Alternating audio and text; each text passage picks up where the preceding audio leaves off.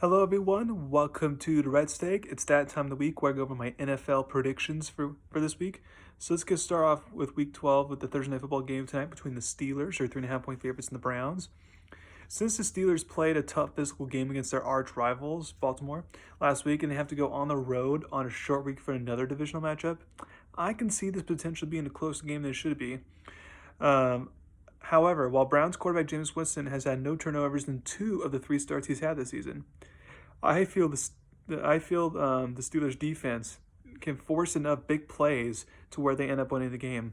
If I were Coach Mike Tomlin, by the way, after watching how the Browns play defense against Taysom Hill, I would play a lot of Justin Fields in this game.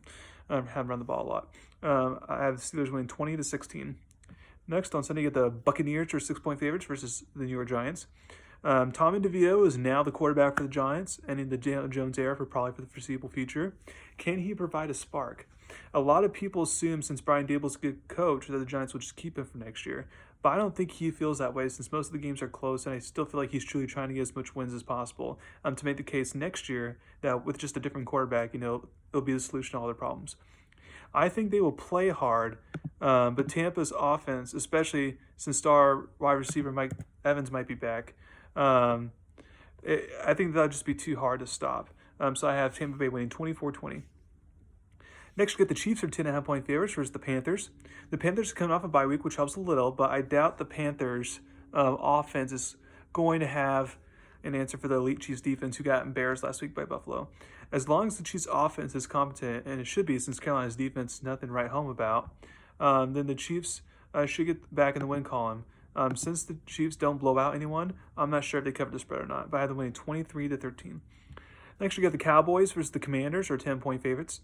Commanders coach Dan Quinn is now coaching against his former squad. This would have been a bad matchup for the Cowboys, even if they were rolling, and are playing their A game. Since they're none of the above, I have a feeling Quinn's going to know how to beat his former squad, and the Commanders get the job done. I have Washington winning 31-16. Next, you get the Panthers versus the Dolphins, or 7.5-point favorites. Since it's a divisional rivalry game, anything can happen. I can see this being a closer game than expected. But like I said last week, the Patriots are a feisty team. But I just don't think they'll have enough to overcome Miami's offense. So I have Miami winning 28-20. Next, you got the Titans versus the Texans, or 7.5-point favorites. Since the Texans' defense is good at forcing turnovers, that spells trouble for quarterback Will Levis. Houston's offense doesn't even have to play their A game to get the win in this game. Houston's defense will probably get the win for them. I have Houston winning 20-13. Next, you get the Lions, who are 7-point favorites versus the Colts.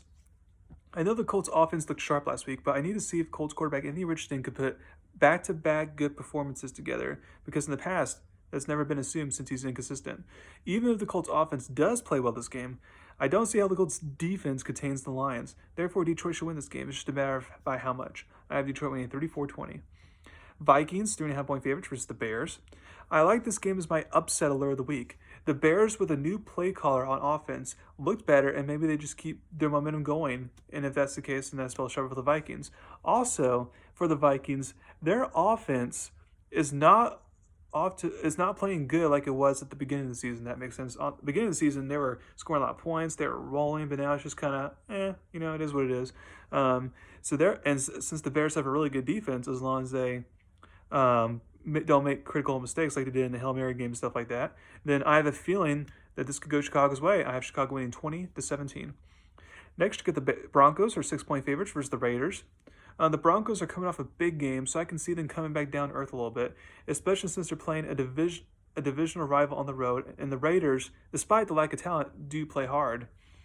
I think the line in this game's good enough as the Broncos find a way to win and keep themselves in the playoff mix. I have Denver winning 21-16. Next, you get the 49ers versus the Packers, who are 2-point favorites.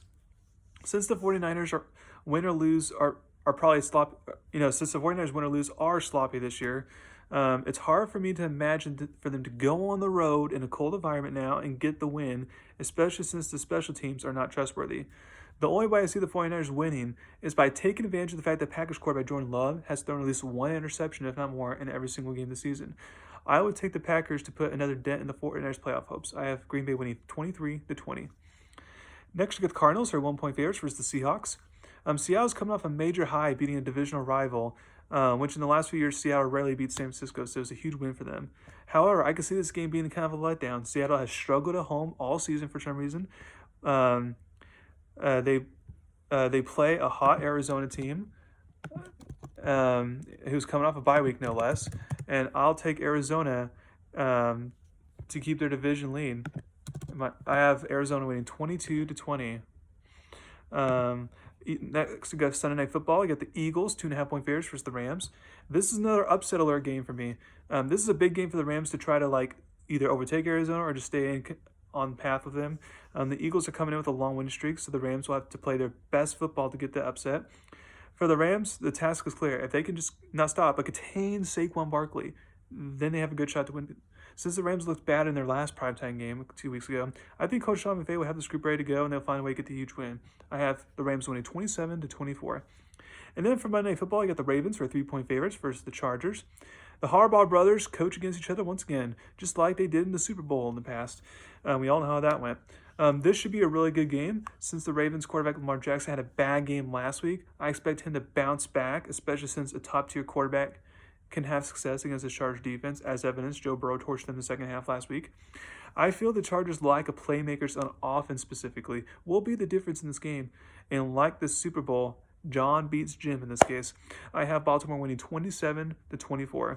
So thank you very much for listening to my podcast today. Please subscribe to my channel and tell me about me. Thank you very much. You all have a wonderful day.